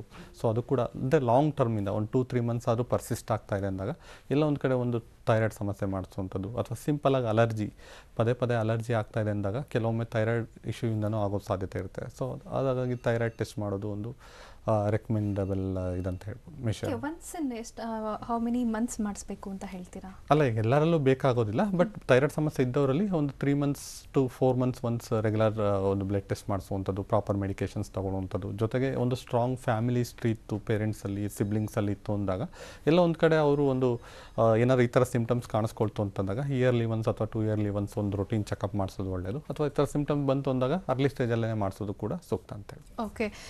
ಓಕೆ, ಇನ್ನೊಬ್ರು ಕಾಲರ್ ಹಿಡಿತಾರೆ, ತೇಜಸ್ವಿನಿ ಅಂತ ಮಂಗಳೂರಿಂದ ಕರೆ ಮಾಡಿದ್ದಾರೆ. ನಮಸ್ತೆ ತೇಜಸ್ವಿನಿ ಅವರೇ. ನಮಸ್ತೆ ಮೇಡಮ್. ಓಕೆ, ಡಾಕ್ಟರ್ ಇದ್ದಾರೆ, ನಿಮ್ಮ ಸಮಸ್ಯೆ ಏನಿದೆ ಮಾತಾಡಿ. ಹಲೋ. ನಮಸ್ತೆ ಡಾಕ್ಟರ್. ನನಗೆ ಥೈರಾಯ್ಡ್ ಇದೆ ಈಗ ಒಂದು 2 years ಇಂದ. ಓಕೆ. ನಾನು ಟ್ಯಾಬ್ಲೆಟ್ ತಗೊಳ್ತಾ ಇದ್ದೀನಿ, ಬಟ್ ಈಗ ಥೈರಾಯ್ಡ್ ಕಂಟ್ರೋಲ್ ಇದೆ. ಆದ್ರೂ ಕೂಡ ಪ್ರೆಗ್ನೆಂಟ್ ಆಗ್ತಾ ಇಲ್ಲ. 3 years ಆಗಿದೆ ಮದುವೆ ಆಗಿ. ಓಕೆ. ಅದಕ್ಕೆ ಏನಾದರೂ ಸಲಹೆ ಡಾಕ್ಟರ್? ಈಗ ರೀಸೆಂಟಾಗಿ ಥೈರಾಯ್ಡ್ ಟೆಸ್ಟ್ ಮಾಡಿದ್ದೀರಾ? ಮಾಡಿದ್ದೀನಿ. ಓಕೆ, ಇದೆ. ನಾರ್ಮಲ್ ಇದೆಯಾ? ಫೈನ್. ಈಗ ಸ್ಕ್ಯಾನಿಂಗ್ ಏನಾದ್ರು ಮಾಡಿಸಿದ್ದೀರಾ? ಅಲ್ಟ್ರಾಸೌಂಡ್ ಸ್ಕ್ಯಾನ್ ಅಬ್ಡಮನ್ದು? ಸ್ಕ್ಯಾನಿಂಗ್ ಏನು ಮಾಡಿಸಿಲ್ಲ, ಬಟ್ ಅದೇ ಬ್ಲಡ್ ಟೆಸ್ಟ್ ಮಾಡಿಸಿದೀವಿ. ಅದು ಕಮ್ಮಿ ಇರೋದ್ರಿಂದ ಡಾಕ್ಟರ್ ಏನು ಮಾಡಲಿಲ್ಲ. Okay, fine. ನೋಡಿ, ಮದುವೆ ಆಗಿ ಈಗ ಎಷ್ಟು ವರ್ಷ ಆಯಿತು? 3 years ಆಗಿದೆ ಸರ್. ಓಕೆ. ಮತ್ತೆ ನನ್ಗೆ ಎಕ್ಟೋಪಿಕ್ ಪ್ರೆಗ್ನೆನ್ಸಿ ಆಗಿತ್ತು. ಓಕೆ. ಅದಾದ್ಮೇಲೆ ನಂಗೆ ಇದು ಥೈರಾಯ್ಡ್ ಬಂತು. ಅದಾದ್ಮೇಲೆ ಕನ್ಸೀವ್ ಆಗ್ತಾ ಇಲ್ಲ. ಓಕೆ. ಸಮ್ ಟೈಮ್ಸ್ ನಿಲ್ಲಿದ್ರು ಒಂದ್ 3-4 month ಆದ್ಮೇಲೆ ನಿಲ್ಲುತ್ತೆ. ಆಮೇಲೆ 1.5 month ಅಷ್ಟೊತ್ತಿಗೆ ಅದು ಹೊರಟೋಗುತ್ತೆ. ಓಕೆ. ಅಲ್ಲ, ಸೆಕೆಂಡ್ ಟೈಮ್ ಕನ್ಸೀವ್ ಆಗಿತ್ತಾ? ಅದು ಕನ್ಫರ್ಮ್ ಆಗಿತ್ತಾ ಕನ್ಸೆಪ್ಷನ್ ಆಗಿದ್ದು? ಹೌದು. Okay, fine. ನೋಡಿ, ಈಗ ಆ ಥರ ಒಂದು ರಿಕರೆಂಟಾಗಿ ಅಬಾರ್ಷನ್ಸ್ ಆಗ್ತಿದೆ ಅಥವಾ ಎಕ್ಟೋಪಿಕ್ ಪ್ರೆಗ್ನೆನ್ಸಿ ಅನ್ನೋದು ಕೂಡ ತುಂಬ ಕಡಿಮೆ ಜನರಲ್ಲಿ ಆಗ್ತಕ್ಕಂಥ ರಿಸ್ಕ್ ಇರುತ್ತೆ. ಸೊ ಅದರಲ್ಲೂ ಈಗ ಆಲ್ರೆಡಿ ಕನ್ಸೀವ್ ಆಗಿದ್ದೀರಾ ಅಂದಾಗ ಡೆಫಿನೆಟ್ಲಿ ನೆಕ್ಸ್ಟ್ ಕನ್ಸೆಪ್ಷನ್ಗೆ ಚಾನ್ಸಸ್ ಅಂತೂ ಇದ್ದೇ ಇರುತ್ತೆ. ಬಟ್ ನಿಮ್ಮಲ್ಲಿ ಈಗ ಕ್ವಾಲಿಟಿ ಆಫ್ ಎಗ್ ಏನಾದ್ರು ವ್ಯತ್ಯಾಸ ಆಯಿತು ಅಂತಂದಾಗ ಅದು ಒಂದು ಚಾನ್ಸಸ್ ಅನ್ನೋದಿರ್ಬೋದು. ಅಥವಾ ನಿಮ್ಮ ಹಸ್ಬೆಂಡ್ ರಿಪೋರ್ಟ್ಸಲ್ಲೂ ಕೂಡ ನೋಡಬೇಕಾಗತ್ತೆ. ಇವೆಲ್ಲ ಫ್ಯಾಕ್ಟರ್ಸಿಂದ ಕೆಲವೊಮ್ಮೆ ಈ ಥರದ್ದೆಲ್ಲ ಕಂಡೀಷನ್ಸ್ ಇರ್ಬೋದು. ಥೈರಾಯ್ಡ್ ಕೂಡ ಒಂದು ಫ್ಯಾಕ್ಟರ್ ಇಲ್ಲ ಅಂತ ಹೇಳೋದಿಲ್ಲ, ಬಟ್ ಇದ್ರ ಜೊತೆಗೆ ಇದಕ್ಕೆ ಸಂಬಂಧಪಟ್ಟಾಗೆ ಟೆಸ್ಟ್ ಮಾಡಿಸ್ಬೇಕಾಗತ್ತೆ. ಈವನ್ AMH ಅನ್ನೋ ಒಂದು ಹಾರ್ಮೋನ್ ಟೆಸ್ಟ್ ಮಾಡಿಸಿದ್ರೆ ಕ್ಲಿಯರಾಗಿ ಗೊತ್ತಾಗುತ್ತೆ ನಿಮ್ಮಲ್ಲಿ ಏನು ಫ್ಯಾಕ್ಟ್ ಇದೆ ಅಥವಾ ಫೀಮೇಲ್ ಹಾರ್ಮೋನಲ್ ಪ್ರೊಫೈಲ್ ಟೆಸ್ಟ್ ಇರುತ್ತೆ. ಸೊ ಅದೆಲ್ಲ ಮಾಡಿಸಿದಾಗ ಒಂದು ಪ್ರಾಪರ್ ಕಾಸ್ ಏನಿದೆ ಅದನ್ನ ಫೈಂಡ್ ಔಟ್ ಮಾಡಿ ಒಂದು ಟ್ರೀಟ್ಮೆಂಟ್ ತೊಗೊಳ್ಳೋದು ಸೂಕ್ತ. ನೋಡಿ ಇಷ್ಟು ದಿನ ನೀವೆಲ್ಲ ಏನು ಮೆಡಿಸಿನ್ಸ್ ತೊಗೊಳ್ತಾ ಇದ್ದೀರಾ ಎಲ್ಲ ಪ್ರಾಬಬ್ಲಿ ಹಾರ್ಮೋನಲ್ ಟ್ಯಾಬ್ಲೆಟ್ಸ್ ಇರುತ್ತೆ. ಸೊ ಒಂದು ಪ್ರಾಪರ್ ಇಂಟರ್ನಲ್ ಹಾರ್ಮೋನಲ್ ಇಂಬ್ಯಾಲೆನ್ಸ್ನ ಸರಿಪಡಿಸೋ ಥರ ಒಂದು ಟ್ರೀಟ್ಮೆಂಟ್ ಇರುತ್ತೆ ಹೋಮಿಯೋಪತಿಕ್ ಸಿಸ್ಟಮಲ್ಲಿ. ಅದನ್ನ ಕಾನ್ಸ್ಟಿಟ್ಯೂಷನಲ್ ಮೆಡಿಸಿನ್ಸ್ ಅಂತ ಹೇಳ್ತೀವಿ. ಸೊ ಒಂದು ಸತಿ ನೀವು ರಿಪೋರ್ಟ್ಸ್ ಎಲ್ಲ ತೊಗೊಂಡು ಬಂದು ಭೇಟಿ ಮಾಡಿದ್ರೆ ಅದಕ್ಕೆ ಸಂಬಂಧಪಟ್ಟಾಗೆ ಒಂದು ಪ್ರಾಪರ್ ಸಜೆಷನ್ ಆಗಿರ್ಬೋದು ಅಥವಾ ಟ್ರೀಟ್ಮೆಂಟ್ ರೆಕಮೆಂಡ್ ಮಾಡ್ಬೋದು. ಥ್ಯಾಂಕ್ ಯು ತೇಜಸ್ವಿನಿ ಅವರೇ ಕರೆ ಮಾಡಿದ್ದಕ್ಕೆ. ಈಗ ಶೋಭಾ ಅಂತ ಬೆಂಗಳೂರಿಂದ ಕರೆ ಮಾಡಿದ್ದಾರೆ. ನಮಸ್ತೆ ಶೋಭಾ ಅವರೇ. ನಮಸ್ತೆ ಮೇಡಮ್. ಓಕೆ, ಡಾಕ್ಟರ್ ಇದ್ದಾರೆ, ನಿಮ್ಮ ಸಮಸ್ಯೆ ಏನಿದೆ ಮಾತಾಡಿ. ನಮಸ್ತೆ ಡಾಕ್ಟ್ರೆ. ನಮಸ್ತೆ ಅಮ್ಮ. ಡಾಕ್ಟ್ರೆ, ನನಗೆ ಒಂದು 7 years ಹಿಂದೆ ಪಿಟ್ಯೂಟರಿ ಗ್ಲ್ಯಾಂಡ್ ನಲ್ಲಿ ಒಂದು ಟ್ಯೂಮರ್ ಆಗಿ ರಿಮೂವ್ ಮಾಡಿತ್ತು. ಓಕೆ. ಅವಾಗಿಂದ ಥೈರಾಯ್ಡ್ ಅಂದ್ರೆ 100 mcg ಥೈರೋಮಸಿನ್ ತಗೊಳ್ತೀನಿ ಡಾಕ್ಟ್ರೆ. ಓಕೆ. ಬಟ್ ಅದು ಕಂಟಿನ್ಯೂಸ್ ಆಗಿ ತಗೊಳ್ತಾನೆ ಇರ್ಬೇಕಾ ಡಾಕ್ಟ್ರೆ? ಬಟ್ ವೆಯ್ಟ್ ಎಲ್ಲ ನಾನು ನಾರ್ಮಲ್ ಆಗೇ ಇದೆ. I am 58 years old, 61 kg ಇದೆ. ಬೆಳಗ್ಗೆ ವಾಕಿಂಗ್ ಅದೆಲ್ಲ ಮಾಡ್ತೀವಿ ಡಾಕ್ಟ್ರೆ. ಅದು ಎವ್ರಿ ಡೇ ಮಿಸ್ ಆದೆ 100 mcg ತಗೊಳ್ಳೇಬೇಕಾ? ಇವಾಗ ಪಿಟ್ಯೂಟರಿ ಗ್ಲ್ಯಾಂಡ್ ಕಂಪ್ಲೀಟ್ ಆಗಿ ರಿಮೂವ್ ಮಾಡಿದಾರಮ್ಮ? ಹೌದೌದೌದು ಡಾಕ್ಟ್ರೆ. ಅದು ಕ್ಯಾನ್ಸರ್ ಏನಾಗಿಲ್ಲ ಸೆಂಟ್ ಜಾನ್ಸ್ ನಲ್ಲಿ. But I am okay, no ಏನು ಪ್ರಾಬ್ಲಮ್ ಇಲ್ಲ, ಇದೇ ಇದ್ರಲ್ಲೇ ಮೇಂಟೈನ್ ಆಗ್ತದೆ. ನಾನು ಕೇಳಬೇಕಾಗಿರೋದು ಡಾಕ್ಟ್ರೆ, ಇದು ಈ ಒಂದ್ ದಿವಸ ನಾನು ಸ್ಕಿಪ್ ಮಾಡಿದ್ರೆ ಮೈ 100 mcg ಒಂದು 12 ಗಂಟೆ ಹಂಗೆ ಅಷ್ಟರೊಳಗೆ ಸ್ವಲ್ಪ ಟೈರ್ಡ್ನೆಸ್ ಆಗುತ್ತೆ. ಖಂಡಿತ ಅಮ್ಮ. ನೋಡಿ, ಈಗ ಪಿಟ್ಯೂಟರಿ ಗ್ಲ್ಯಾಂಡ್ ರಿಮೂವ್ ಮಾಡಿದ್ದಾರೆ ಅಂದಾಗ ಪಿಟ್ಯೂಟರಿ ಗ್ಲ್ಯಾಂಡ್ ಅಲ್ಲೇ ಎಸ್ಪೆಷಲಿ ಆಂಟೀರಿಯರ್ ಪಿಟ್ಯೂಟರಿ ಗ್ಲ್ಯಾಂಡ್ ಅಲ್ಲೇ ಈ ಥೈರಾಯ್ಡ್ ಹಾರ್ಮೋನ್ ಫಂಕ್ಷನಿಂಗ್ ರೆಗ್ಯುಲೇಟ್ ಮಾಡ್ತಕ್ಕಂಥದ್ದು ಇರುತ್ತೆ. ಸೊ ಹಾಗಾಗಿ ಈಗ ಆ ಪಿಟ್ಯೂಟರಿ ಗ್ಲ್ಯಾಂಡ್ ರಿಮೂವ್ ಆಗಿರೋದ್ರಿಂದ ಸೊ ಡೆಫಿನೆಟ್ಲಿ ನೀವು ಥೈರಾಯ್ಡ್ ಹಾರ್ಮೋನ್ ಇಂಬ್ಯಾಲೆನ್ಸ್ ಆಗೇ ಆಗುತ್ತೆ. ಸೊ ಹಾಗಾಗಿ ನೀವೇನು 100 mcg ತಗೋತಾ ಇದ್ದೀರಾ ಅದು ಕಂಟಿನ್ಯೂ ಮಾಡಲೇಬೇಕಾಗತ್ತೆ. ಬಟ್ ಒಂದು ವೇಳೆ ಈಗ ಅದು ತಗೊಂಡು ಕೂಡ ನಿಮಗೆ ಹಾರ್ಮೋನಲ್ಲಿ ಇಂಬ್ಯಾಲೆನ್ಸ್ ಆಗ್ತಾ ಇದೆ ಅಥವಾ ಸಿಂಪ್ಟಮ್ಸ್ ಕಾಣಿಸ್ಕೊಳ್ತಾ ಇದೆ ಅಂದರೆ ಅದನ್ನು ಸರಿಪಡಿಸೋ ಥರ ಒಂದು ಟ್ರೀಟ್ಮೆಂಟ್ ಇರುತ್ತೆ. ಸೊ ಯಾಕೆಂದರೆ ಈಗ ನೀವು ಆಲ್ರೆಡಿ ಹಾರ್ಮೋನಲ್ ಟ್ಯಾಬ್ಲೆಟ್ ಮೇಲೆ ಡಿಪೆಂಡ್ ಆಗಿದ್ದೀರಾ. ಸೊ ಅದನ್ನಂತೂ ತಪ್ಸೋಕ್ಕಾಗೋದಿಲ್ಲ. ಬಟ್ ಅದರಿಂದ ಆಗ್ತಕ್ಕಂಥ ಕಾಂಪ್ಲಿಕೇಶನ್ಸ್ ಆಗಿರ್ಬೋದು ಅಥವಾ ಸಮಸ್ಯೆಗಳೇನಿರುತ್ತೆ ಅದನ್ನು ಪ್ರಿವೆಂಟ್ ಮಾಡೋ ಥರ ಮೆಡಿಸಿನ್ಸು ಇಂದ ಸಹಾಯ ಮಾಡ್ಬೋದಮ್ಮ. ಥ್ಯಾಂಕ್ ಯು ಶುಭಾ ಅವರೇ ಕರೆ ಮಾಡೋದಕ್ಕೆ. ಇನ್ನು ಡಾಕ್ಟರ್, ಹೋಮಿಯೋಕೇರ್ ಇಂಟರ್ನ್ಯಾಷನಲಲ್ಲಿ ಯಾವ ರೀತಿ ಇದೆ ಟ್ರೀಟ್ಮೆಂಟು ಇದಕ್ಕೆ ಅಂತ? ಅದೇ ನೋಡಿ, ಪ್ರತಿಯೊಂದು ಡಿಸೀಸ್ ಕಂಡೀಷನ್ಗೂ ಒಂದು ರೂಟ್ ಕಾಸ್ ಅಂತ ಇರುತ್ತೆ. ಸೊ ಯಾವ ಒಂದು ಫ್ಯಾಕ್ಟರ್ಸಿಂದ ಟ್ರಿಗರ್ ಆಗಿ ಬಂದಿದೆ ಅಥವಾ ಯಾವೆಲ್ಲ ಒಂದು ಫ್ಯಾಕ್ಟರ್ಸಿಂದ ತೊಂದರೆ ಆಗ್ತಾ ಇದೆ. ಈಗ ಥೈರಾಯ್ಡ್ ಸಮಸ್ಯೆ ಇದ್ದವರಲ್ಲಿ ತುಂಬ ಜನಕ್ಕೆ ಈಗ ಕನ್ಸೀವ್ ಆಗ್ತಿಲ್ಲ ಅಂತ ಹೇಳ್ತಿದ್ದಾರೆ. ಸೊ ಅದು ಕೂಡ ಒಂದು ಕಾಸ್. ಅಂದರೆ ತುಂಬ ಜನಕ್ಕೆ PCOD ಜೊತೆಗೆ ಥೈರಾಯ್ಡ್ ಸಮಸ್ಯೆ ಶುರುವಾಗುವಂಥದ್ದು ಅಥವಾ ಥೈರಾಯ್ಡಿಂದ ಏನಾಗುತ್ತೆ ಈ ಥರ ಒಂದು ವೆಯ್ಟ್ ಗೇನ್ ಆಗಿ ಅದು ಒಂದು ಈ ಒಂದು ಕನ್ಸೆಪ್ಷನ್ಗೆ ಡಿಲೇ ಮಾಡ್ತಕ್ಕಂಥದ್ದು ಇರ್ಬೋದು. ಅಂದರೆ ಹಲವಾರು ಒಂದು ಕ್ಲಿನಿಕಲ್ ಮ್ಯಾನಿಫೆಸ್ಟೇಷನ್ಸ್ನ ನಾವು ನೋಡ್ತೀವಿ ಥೈರಾಯ್ಡ್ ಸಮಸ್ಯೆಯಲ್ಲಿ. ಸೊ ಹಾಗಾಗಿ ಅವರಲ್ಲಿ ಯಾವ ಥರದ ಲಕ್ಷಣಗಳಿರುತ್ತೆ ಅಥವಾ ಎಷ್ಟೊಂದು ಜನ ಹಾರ್ಮೋನಲ್ ಟ್ಯಾಬ್ಲೆಟ್ಸ್ ತೊಗೊಂಡು ಕೂಡ ಸಮಸ್ಯೆಗಳಾಗೆ ಪರ್ಸಿಸ್ಟ್ ಆಗ್ತಾ ಇರುತ್ತೆ. ಸೊ ಹಾಗಾಗಿ ಬರೀ ಹಾರ್ಮೋನ್ ಲೆವೆಲ್ಸ್ ನಾರ್ಮಲ್ ಇರೋದು ಅಷ್ಟೇ ಇಂಪಾರ್ಟೆಂಟ್ ಅಲ್ಲ, ಅವರ ಸಿಂಪ್ಟಮ್ಸ್ ಏನಿರುತ್ತೆ ಅದು ಕಡಿಮೆ ಆಗ್ತಾ ಬರಬೇಕಾಗತ್ತೆ. ಆ ಥರ ಒಂದು ಟ್ರೀಟ್ಮೆಂಟ್ ಅಂದರೆ ಇಂಟರ್ನಲ್ಲಿ ಆ ಥೈರಾಯ್ಡ್ ಗ್ಲ್ಯಾಂಡ್ ಫಂಕ್ಷನಿಂಗ್ನ ಸ್ಟಿಮ್ಯುಲೇಟ್ ಮಾಡೋ ಥರ ಆಗಿರ್ಬೋದು ಅಥವಾ ಒಂದು ಹಾರ್ಮೋನಲ್ ಇಂಬ್ಯಾಲೆನ್ಸ್ ಏನಾಗ್ತಾಯಿದೆ. ಈಗ ಹೈಪೋಥೈರಾಯ್ಡಿಸಮ್ಗೆ ಟ್ಯಾಬ್ಲೆಟ್ ತೊಗೊಂಡ್ರೆ ಅದು ಹೈಪರ್ ಥೈರಾಯ್ಡಿಸಮ್ ಆಗಿ ಕನ್ವರ್ಟ್ ಆಗುವಂಥದ್ದು, ಈ ಥರದ್ದೆಲ್ಲ ಫ್ಲಕ್ಚುಯೇಷನ್ಸು ತುಂಬ ಜನ ಪೇಷಂಟ್ಸಲ್ಲಿ ನೋಡ್ತಕ್ಕಂಥದ್ದು ಇರುತ್ತೆ. ಸೊ ಹಾಗಾಗಿ ಎಲ್ಲ ಥರದ ಒಂದು ಓವರಾಲ್ ಅಂದರೆ ಕಲೆಕ್ಟಿವ್ ಆಗಿ ಒಂದು ರೋಗ ಲಕ್ಷಣಗಳನ್ನೆಲ್ಲ ಸ್ಟಡಿ ಮಾಡಿ ಒಂದು ಡೀಪ್ ಆ್ಯಕ್ಟಿಂಗ್ ಮೆಡಿಸಿನ್ಸ್ನ ಕೊಡುವಂಥದ್ದು ಇರುತ್ತೆ. ಅದನ್ನೇ ನಾವು ಕಾನ್ಸ್ಟಿಟ್ಯೂಷನಲ್ ಆ್ಯಂಡ್ ಆ್ಯಂಟಿ ಮ್ಯಾಸ್ಮ್ಯಾಟಿಕ್ ಮೆಡಿಕೇಷನ್ಸ್ ಅಂತ ಹೇಳ್ತೀವಿ. ಸೊ ಈ ಥರದ ಒಂದು ಟ್ರೀಟ್ಮೆಂಟ್ ಮೂಲಕ ನಿಧಾನಕ್ಕೆ ಆ ಒಂದು ಹಾರ್ಮೋನಲ್ ಇಂಬ್ಯಾಲೆನ್ಸ್ ಸ್ಟೆಬಿಲೈಸ್ ಆಗ್ತಾ ಬರುತ್ತೆ. ಜೊತೆಗೆ ಲಾಂಗ್ ಟರ್ಮ್ ಕಾಂಪ್ಲಿಕೇಶನ್ಸ್ ಅಂತ ಏನು ಹೇಳ್ತೀವಿ ಅದು ಕೂಡ ಕಂಟ್ರೋಲ್ ಆಗ್ತಕ್ಕಂಥದ್ದು ಇರುತ್ತೆ. ಈಗ ತುಂಬ ಜನಕ್ಕೆ ಕೊಲೆಸ್ಟ್ರಾಲ್ ಲೆವೆಲ್ಸ್ ಜಾಸ್ತಿ ಆಗುತ್ತೆ, ಹೈಪರ್ ಲಿಪಿಡೇಮಿಯಾ ಅಂತ ಹೇಳ್ತೀವಿ. ಕೆಲವೊಬ್ಬರಿಗೆ ಅನಿಮಿಯಾ ಆಗ್ತಕ್ಕಂಥ ರಿಸ್ಕ್ ಇರ್ಬೋದು. ಸೊ ಈ ಥರದೊಂದು ಫ್ಯಾಕ್ಟರ್ಸ್ ಆಗಿರ್ಬೋದು ಅಥವಾ ಬೇರೆ ಥರದ ಒಂದು ತೊಂದರೆ. ಈಗ ಒಂದು ಆಟೋ ಇಮ್ಯೂನ್ ಡಿಸೀಸ್ ಕಂಟ್ರೋಲಿಗೆ ಬರ್ತಿಲ್ಲ ಅಂದಾಗ ಇನ್ನೊಂದು ಆಟೋ ಇಮ್ಯೂನ್ ಡಿಸೀಸ್ ಡೆವಲಪ್ ಆಗ್ತಕ್ಕಂಥ ರಿಸ್ಕ್ ಇರುತ್ತೆ. ವಿಟಿಲಿಗೋ ಅಂತ ಹೇಳ್ತೀವಿ, ರುಮೆಟೆಡ್ ಆರ್ಥರೈಟಿಸ್ ಅಂತ ಹೇಳ್ತೀವಿ, ಸೋರಿಯಾಸಿಸ್, ಇವೆಲ್ಲ ಆಟೋ ಇಮ್ಯೂನ್ ಡಿಸೀಸಸ್, SLE ಅಂತ ಹೇಳ್ತೀವಿ. ಸೊ ಇವೆಲ್ಲ ಬರ್ತಕ್ಕಂಥ ರಿಸ್ಕ್ ಕೂಡ ಇರುತ್ತೆ. ಸೊ ಹಾಗಾಗಿ ಅದನ್ನು ಪ್ರಿವೆಂಟ್ ಮಾಡೋ ಥರ ಕೂಡ ಮೆಡಿಸಿನ್ಸ್ನ ಕೊಡ್ಬೋದು. ಓಕೆ, ಇನ್ನು ಸರಿಯಾದ ಟೈಮಲ್ಲಿ ಸರಿಯಾದ ಚಿಕಿತ್ಸೆ ತೊಗೊಂಡಿಲ್ಲ ಅಂದರೆ ಥೈರಾಯ್ಡ್ಗೆ ಯಾವ ರೀತಿ ಕಾಂಪ್ಲಿಕೇಶನ್ಸ್ ಫೇಸ್ ಮಾಡಬೇಕಾಗತ್ತೆ ಆ ಪೇಷಂಟ್ ಅಂತ, ಮುಂದೆ ಯಾವ ರೀತಿ ಅವ್ರಿಗೆ ತೊಂದರೆ ಆಗಬಹುದು ಅಂತ? ಅದೇ, ಈಗ ಕಾಂಪ್ಲಿಕೇಶನ್ಸ್ ಅನ್ನೋದು all of A sudden start ಆಗೋದಿಲ್ಲ. ನಿಧಾನಕ್ಕೆ ಅಂದರೆ ನೆಗ್ಲೆಕ್ಟ್ ಮಾಡಿದಾಗ, ಸರಿಯಾದಂಥ ಒಂದು ಪ್ರಾಪರ್ ಟ್ರೀಟ್ಮೆಂಟ್ ತಗೊಳ್ತಾ ಇದ್ದಾಗ ಅಥವಾ ಒಂದು ರೊಟೀನ್ ಅಲ್ಲಿ ಏನಿರುತ್ತೆ. ಈಗ ಎಸ್ಪೆಷಲಿ ಸ್ಟ್ರೆಸ್ ಅನ್ನೋದೇ ಒಂದು ಮೇಜರ್ ಇಂಪ್ಯಾಕ್ಟ್ ಮಾಡುವಂಥದ್ದು ಇರುತ್ತೆ ಈ ಥೈರಾಯ್ಡ್ ಹಾರ್ಮೋನ್ಗೆ. ಸೊ ಹಾಗಾಗಿ ಆ ಥರ ಒಂದು ಕಂಟಿನ್ಯೂಸ್ ಆಗಿ ಸ್ಟ್ರೆಸ್ ಇದ್ದಾಗ ಏನಾಗುತ್ತೆ ಮತ್ತು ಆ ಹಾರ್ಮೋನಲ್ ಇಂಬ್ಯಾಲೆನ್ಸ್ ಹೆಚ್ಚಾಗ್ತಾ ಹೋಗುವಂಥದ್ದು ಇರುತ್ತೆ. ಸೊ ಆವಾಗ ಕಾಂಪ್ಲಿಕೇಶನ್ಸ್ ಹಂತಕ್ಕೆ ತಲುಪುವಂಥದ್ದು ಇರುತ್ತೆ. ಸೊ ಹಾಗಾಗಿ ಇದು ಮೇಜರಾಗಿ ಲೈಫ್ ಥ್ರೆಟ್ನಿಂಗ್ ಕಾಂಪ್ಲಿಕೇಶನ್ ಏನೂ ಇಲ್ಲದೇ ಇದ್ರೂ ಕೂಡ ಈ ಥರ ಒಂದು ಬಾಡಿ ಫಂಕ್ಷನ್ಸ್ ಆಲ್ಟ್ರ್ ಆಗ್ತಾ ಹೋಗುತ್ತೆ. ಈಚ್ ಆ್ಯಂಡ್ ಎವ್ರಿ ಸೆಲ್ಲಿಂದ ಬಾಡಿ ರೆಗ್ಯುಲೇಟ್ ಮಾಡ್ತಕ್ಕಂಥದ್ದು ಥೈರಾಯ್ಡ್ ಹಾರ್ಮೋನ್. ಸೊ ಹಾಗಾಗಿ ಅಂಥ ಒಂದು ಇಂಪಾರ್ಟೆಂಟ್ ಹಾರ್ಮೋನ್ ಇಂಬ್ಯಾಲೆನ್ಸ್ ಆದಾಗ ಯಾವುದೇ ಥರ ಸಿಂಪ್ಟಮ್ಸ್ ಕೂಡ ಕಾಣಿಸ್ಕೋಬೋದು. ರೈಟ್ ಫ್ರಮ್ ಹೆಡ್ ಟು ಟೋ ಸಿಂಪ್ಟಮ್ಸ್ಗಳು ಕಾಣಿಸ್ಕೊಳ್ತಾ ಹೋಗುವಂಥದ್ದು. ಬಟ್ ಕಾಮನ್ ಕಾಂಪ್ಲಿಕೇಶನ್ಸ್ ಅಂತ ಬಂದಾಗ ಕೊಲೆಸ್ಟ್ರಾಲ್ ಲೆವೆಲ್ಸ್ ಹೆಚ್ಚಾಗುವಂಥದ್ದು, ಹೈಪರ್ ಲಿಪಿಡೇಮಿಯಾ ಅಥವಾ ಡಿಸ್ಲಿಪಿಡೇಮಿಯಾ ಅಂತ ಹೇಳ್ತೀವಿ, ಅಥವಾ ಅನಿಮಿಯಾ, ಇವೆರಡು ಹೆಚ್ಚಾಗಿ ನೋಡ್ತಕ್ಕಂಥದ್ದು ಇರುತ್ತೆ. ಅದಲ್ಲದೆ ಬೇರೆ ಥರದ ಒಂದು ಸೀರಿಯಸ್ ಕಾಂಪ್ಲಿಕೇಶನ್ಸ್ ಅಂತ ಏನಿರೋದಿಲ್ಲ. ಓಕೆ, ಇನ್ನು ಡಾಕ್ಟರ್ ಈಗ ಕೋವಿಡ್-19 ಟೈಮ್, ಈ ಟೈಮಲ್ಲಿ ಒಬ್ಬ ಥೈರಾಯ್ಡ್ ಪೇಷಂಟ್ ಯಾವ ರೀತಿ ಅವ್ರನ್ನ ಟೇಕ್ ಕೇರ್ ಮಾಡಬೇಕಾಗುತ್ತೆ? ಅದೇ ಈಗ ತುಂಬ ಜನದಲ್ಲಿ ಏನಾಗುತ್ತೆ, ಒಂದು ಅಲರ್ಜಿಕ್ ಕಂಡೀಷನ್ಸ್ ಬರೋದಕ್ಕೆ ಪ್ರಮುಖವಾದಂಥ ಕಾರಣ ಥೈರಾಯ್ಡ್ ಅಂತ ಹೇಳ್ಬೋದು. ಥೈರಾಯ್ಡ್ ಸಮಸ್ಯೆ ಇದ್ದವರಲ್ಲೂ ಕೂಡ ಈ ಒಂದು ಅಲರ್ಜಿ ಸಮಸ್ಯೆ ಬರ್ತಕ್ಕಂಥ ರಿಸ್ಕ್ ಇರುತ್ತೆ. ಅಂಥವರಲ್ಲಿ ಈ ಒಂದು ಇನ್ಫೆಕ್ಷನ್ಸ್ ಆಗ್ತಕ್ಕಂಥ ಸಾಧ್ಯತೆಗಳು ಜಾಸ್ತಿ ಇರುತ್ತೆ. ಅಥವಾ ಬಾಡಿ ಫಂಕ್ಷನಿಂಗ್ ವ್ಯತ್ಯಾಸ ಆಯಿತು, ಫಿಸಿಯಾಲಜಿಕಲ್ ಫಂಕ್ಷನ್ ಸರಿಯಾಗಿ ಆಗ್ತಿಲ್ಲ ಅಂದಾಗ ಒಂದು ಇನ್ಫೆಕ್ಷನ್ಸ್ ಆಗುವಂಥ ಟೆಂಡೆನ್ಸಿ ಜಾಸ್ತಿ ಇರುತ್ತೆ. ಸೊ ಹಾಗಾಗಿ ಇಮ್ಯೂನ್ ಸಿಸ್ಟಮ್ನ ಬೂಸ್ಟಪ್ ಮಾಡೋ ಥರ, ಸ್ಟ್ರೆಂಥನ್ ಮಾಡೋ ಥರ ಒಂದು ಮೆಡಿಸಿನ್ಸ್ ತೊಗೊಳೋದು ತುಂಬ ಇಂಪಾರ್ಟೆಂಟ್. ಥೈರಾಯ್ಡ್ ಹಾರ್ಮೋನ್ ಕಂಟ್ರೋಲ್ ಇಟ್ಕೊಳ್ಳೋದು ಇಂಪಾರ್ಟೆಂಟ್, ಪ್ಲಸ್ ಅದಕ್ಕೆ ಬೇಕಾದಂಥ ಒಂದು ಲೈಫ್ ಸ್ಟೈಲ್ ಅಥವಾ healthy diet, vitamins rich food ಇರ್ಬೋದು, ಪ್ರಾಪರ್ ರೆಸ್ಟ್ ಇರ್ಬೋದು, ಅದೇ ಥರ ಒಂದು ಇಮ್ಯೂನ್ ಬೂಸ್ಟರ್ ಮೆಡಿಸಿನ್ಸ್ ಇದೆಲ್ಲ ತೊಗೊಂಡ್ರೆ ಸರಿ. ಓಕೆ ಡಾಕ್ಟರ್, ಸಾಕಷ್ಟು ಮಾಹಿತಿ ವಿಚಾರಗಳನ್ನು ತಿಳಿಸ್ಕೊಟ್ರಿ ಥೈರಾಯ್ಡ್ ಬಗ್ಗೆ. Thank you so much. ಇನ್ನು ವೀಕ್ಷಕರೇ, ನೀವು ಕೂಡ ಡಾಕ್ಟರನ್ನು ನೇರವಾಗಿ ಭೇಟಿ ಮಾಡಬೇಕು ಅಂದರೆ ಈ ಅಡ್ರೆಸ್ಸನ್ನು ನೋಟ್ ಮಾಡ್ಕೊಳ್ಳಿ. ಹೋಮಿಯೋಕರ್ ಇಂಟರ್ನ್ಯಾಷನಲ್ ಪ್ರೈವೇಟ್ ಲಿಮಿಟೆಡ್ ಬೆಂಗಳೂರಿನ ಶಾಖೆಗಳು ಜಯನಗರ, ಮಲ್ಲೇಶ್ವರಂ, ಇಂದಿರಾನಗರ ಹಾಗೂ HSR ಲೇಔಟ್.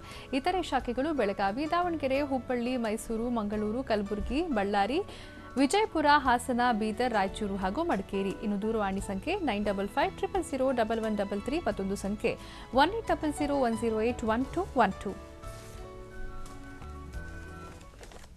ಇದು ಇವತ್ತಿನ ನಿಮ್ಮ ಡಾಕ್ಟರ್ ವಿಶೇಷ ಕಾರ್ಯಕ್ರಮ. ನಿರಂತರ ಸುದ್ದಿಗಾಗಿ ನೋಡ್ತಾ ಇರಿ TV9.